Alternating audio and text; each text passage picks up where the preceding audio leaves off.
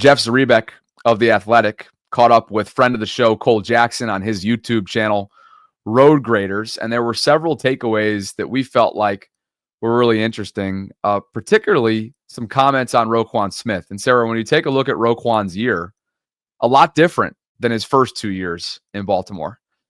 Of course, last year with Patrick Queen as his running mate, both of those guys were all pro players and were just exceptional for the middle part of Mike McDonald's defense. PQ leaves in free agency for Pittsburgh. Trenton Simpson is tasked with starting role. And are you giving I was trying to put a balloon on and I just froze my screen. I was trying to do it for the 20,000 and I just ruined my screen. I got to turn this off. Sorry. That's all right. We appreciate the celebratory. Yeah, that's right. The celebratory balloons. But obviously for Roquan, given the lack of stability at inside linebacker next to him, you'd like to think that that has been one of the reasons for some inconsistency at middle linebacker when it comes to Roquan. Jeff Zrebiec talked a little bit about Roquan's year and the emergence of Chris Board. Roquan, it like, say this continues with Chris Board cutting into Trenton Simpson snaps. Like, how's Roquan Smith played? I thought Roquan looked pretty good against the Eagles by and large, you know. Yeah. So is this playing next to a veteran that is I don't know, you know, like Trenton Simpson's a kid, like plays fast, but he's not always right place at the right time. And I think Roquan was getting hung out to dry a little bit and trying to do too much, and that was a little bit of his issues.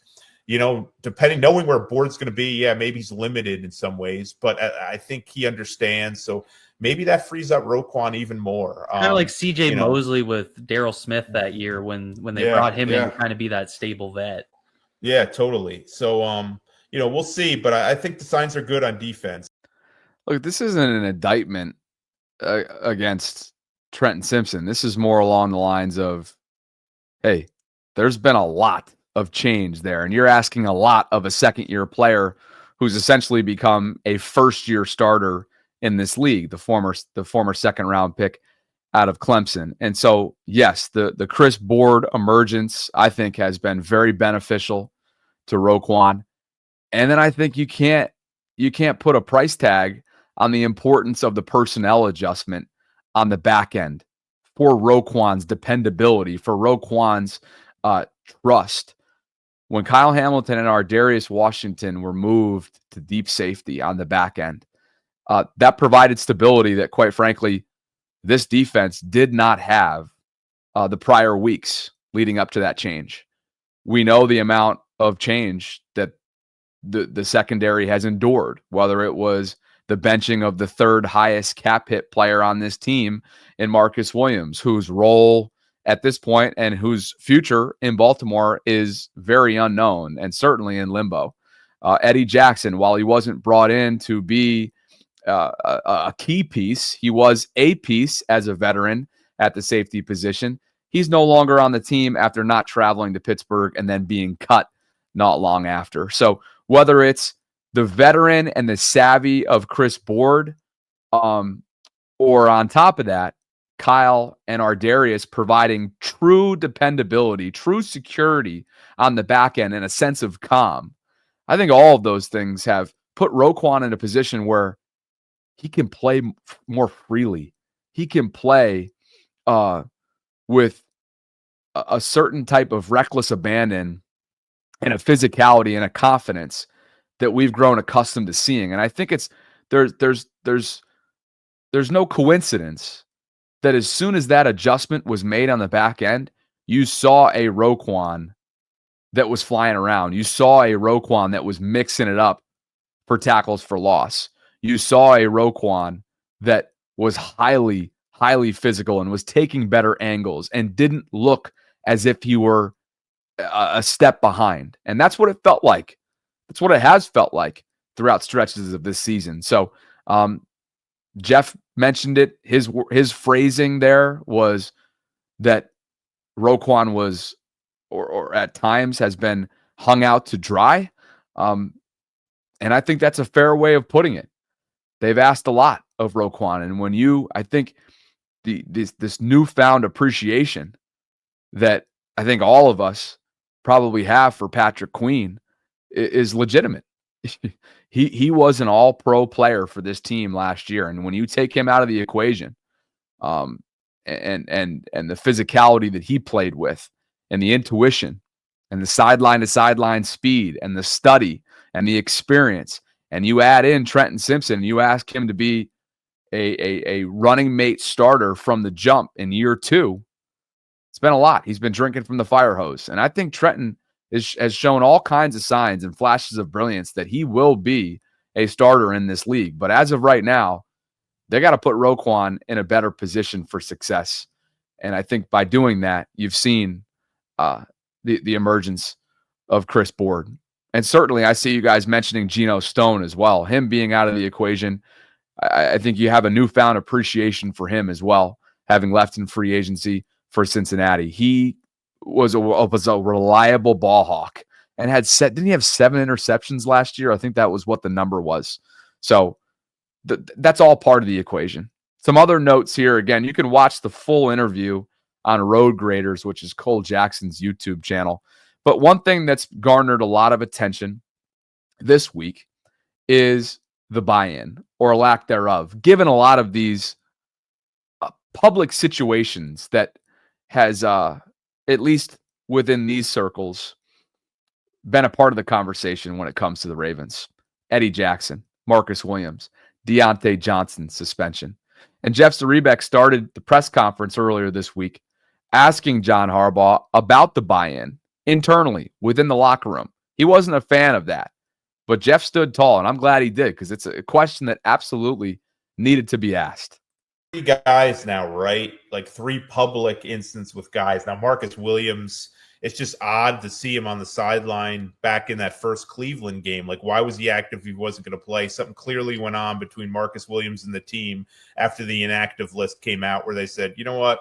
You can sit there, because they wouldn't have made him active if the plan was to bench him all day. So, and we all know Eddie Jackson situation.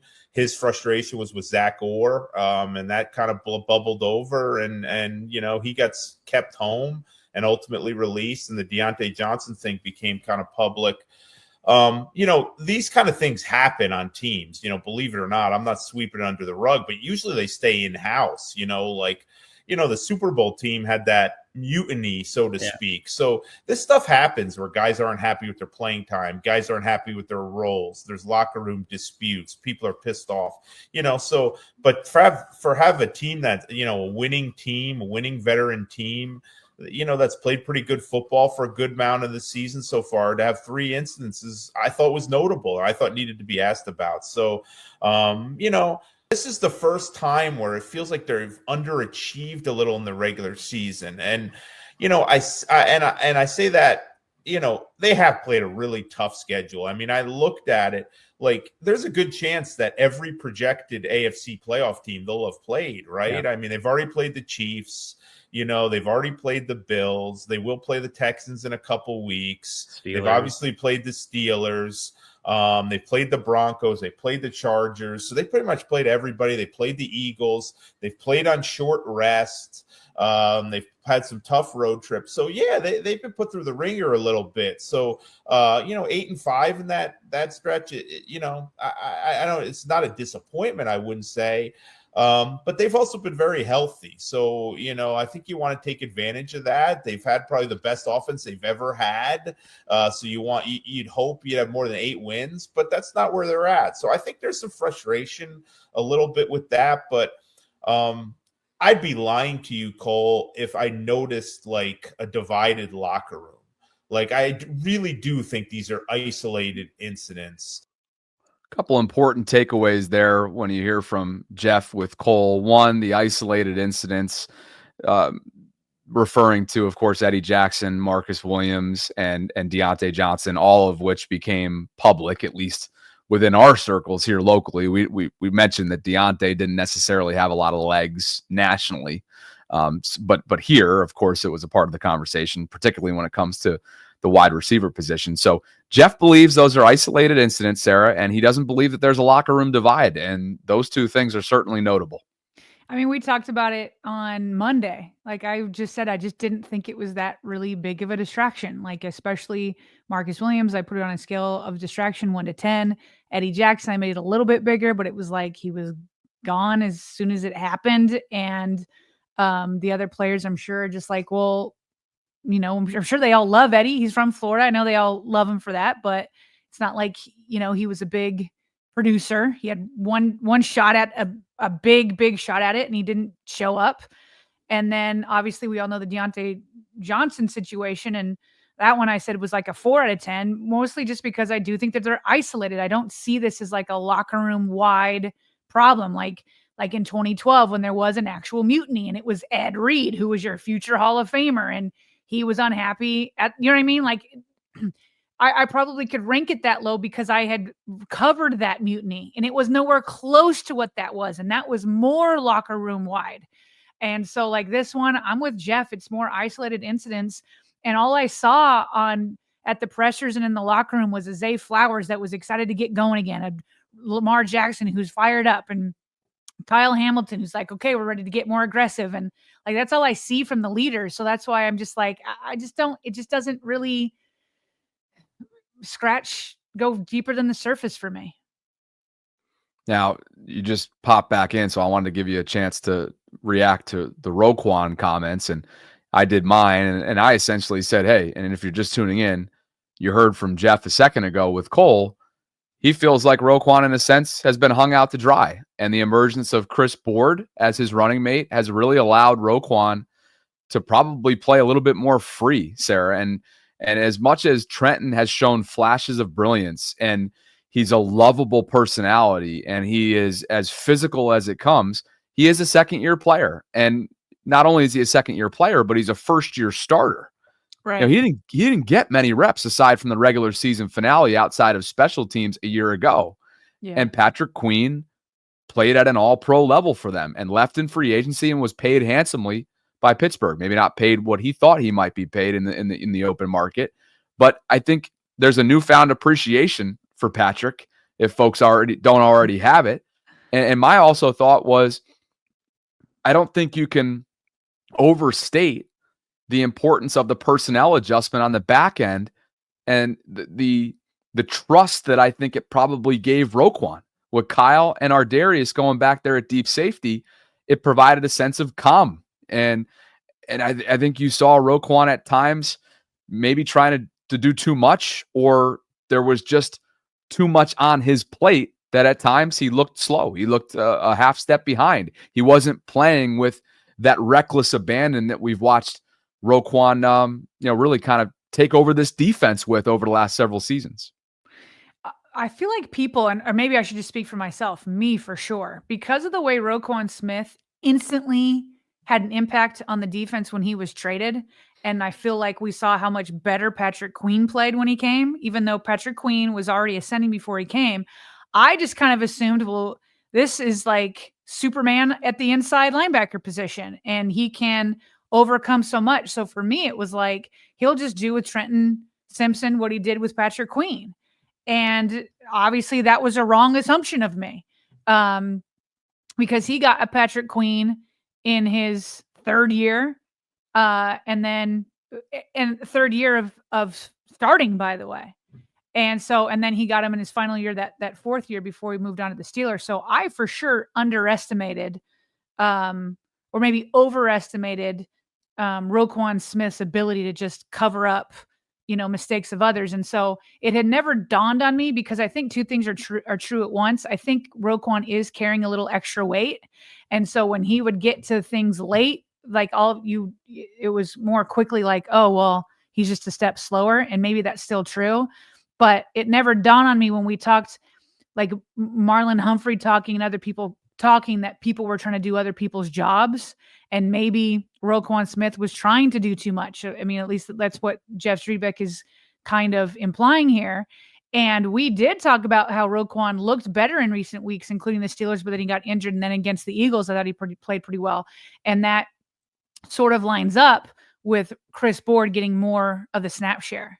And so I guess you just can't, as good as Roquan is, or as good as anybody is, as good as Lamar is, as good as Derrick Henry is, like you still need competent play around you. Like Derrick Henry and Lamar Jackson need competent play from their offensive line. They can make a lot happen, and they do, but they can be even better when they have competent play. And so the same thing can be said for Roquan, that it's like, yes, there is a little extra weight there, but at the same time, once Chris Board entered the picture, which is a veteran who just knows where he's supposed to be. He's not like the most gifted athlete in the world, but he knows where he's supposed to be as a veteran. And so that's probably not a coincidence that he's playing better with a veteran. Like it reminds me of Josh Bynes when he came in. Remember when Josh Bynes, I can't remember what year it was, but Josh Bynes came in and it was like all of a sudden defensive problems were solved. And again, he wasn't like the most athletic linebacker in the world, but he knew where he was supposed to be and he was there when he was supposed to be there. Is that 2019? I don't know. I don't remember. I think it was right around there, but I agree. I see that comparison. Yeah. And I feel like Trenton's going to figure it out. Trenton will figure it out. He's too talented not to. And we all remember some of PQ's shortcomings in year one. And to your point, he was a young year one, very young. Mm-hmm. So I look forward to Trenton, hopefully, starting to shore up some things in coverage, understanding space better. And hopefully all that will come in time. And until then, that's why you went and brought back Chris Board, right? Potentially. That's why you have the Malik Harrisons of the world, even though his ability, there's certain limitations there, particularly against the pass. And you've got other guys in that linebacker room as well. One other snippet from Jeff's interview with Cole was related to Todd Monken. And we know that after last year, he got plenty of head coaching interest and ultimately stayed after year one as Baltimore's offensive coordinator. Certainly expecting that to be the same unless something changes, Sarah, over the next month plus as this year's hiring cycle really starts to take center stage in the waning weeks of the regular season. You would think that he will be a hot commodity. Cole asked Jeff if he feels like that Todd would be a good head coach, just in general, like his personality, the type of fit, the type of coach that he might make. He's going to get some interviews. I'd be surprised if he didn't. Probable. I'm not ready to say that yet. I mean, you look at it and you look at his age, and he's never been an NFL head coach, right? And, some teams want to go the young, kind of corporate looking route and not get a guy who's been in a lot of places and is not particularly young in terms of a coaching standpoint. But I would think he'd get some interviews. I know there's high opinions of him around the league. There's a lot of people that like him. He was up for the Jets head coaching job at one point years ago, and he left a huge impression. They were very impressed with him. In fact, he was quietly one of the finalists. And that was before, he Georgia national championship stuff where his stock really went on the rise. It always depends. There's a lot of variables, or what are teams looking for? Is it an offensive guy? Is it a defensive guy? What's important? But that dude is a character, and he can talk. So he's going to get in front of owners, and he's charismatic. He's funny. He's the kind of guy you want to have a beer with, He's going to show up to the interview with the playbook in his pants. Yeah, it'd just be hilarious and just make comments and drop F-bombs every other word. He's just not he's a football coach. He's an old school football coach from a football family. His family, he's from Illinois, and his dad has his high school stadium named after him. His dad unfortunately passed away not very long ago. It's been kind of a trying year on that front in a lot of ways for the Ravens. But I was thinking, hey, Caleb Williams, Bears are going to need a head coach. Monken's got a good profile in Illinois and family there. I would be surprised if he didn't get some interviews, and then you never know what happens from there. But man, that guy having 3 or 4 press conferences a week and having to talk to media after a bad loss, that would be interesting because he could fly off the handle a little bit, and his language is kind of, I think we're getting cheated of him not being shown in Hard Knocks yet because I had imagined, I wrote this at the time, but last year when Andrew Voorhees was hurt, they had Andrew Voorhees count how many F-bombs like Monken was dropping during the meetings. And then it just got to the point where, and this was Zeitler and Moses, and they're encouraging. And it got to the point where there's so many that just forget it. Like, he's a character, man. And, for him to be a head coach and, have to meet the media regularly, that would be interesting. But I think some owners are really going to like him. He's a very smart guy. As I said, charismatic. Players seem to like him, and he can help. He really can help young quarterbacks, and that's kind of what people are looking for more than anything. Who's going to help take my young quarterback to the next level? He said that a lot of people like Todd Monken. I like Todd Monken. And when he first came in, the smile on Lamar Jackson's face when Todd got there, he's like, man, he is funny. He never stops talking, yada, yada, yada. Like, I like Todd. I mean, there's obviously the offense has gone through a lull, but for most of the season, in fact, the offense, I don't know about after the bye, but going into the bye, even after that Eagles game, it was still number one in a ton of categories. For selfish reasons, especially for Lamar Jackson, I do not want to have to go through another new offensive installment. I think that Lamar likes him. I think Todd's done a good job of marrying the passing game to the run game. We obviously know that, we would like Lamar to take off a little bit more often. Don't go too much far back to the 2019 season. But so for selfish reasons, I don't want to see him go. I love it. I enjoy his press conferences. I feel like they're informative. I feel like he's funny. He's straight up. He's genuine. He also just drops curse words like it's nothing at the pressers. So I can only imagine what it's like inside those meeting rooms. So, but obviously every coach, their ultimate dream is to become a head coach, especially in the NFL. So if he gets the opportunity, he absolutely should take it. But from the Ravens' point of view, I do not want Lamar to have to go through another offensive system change.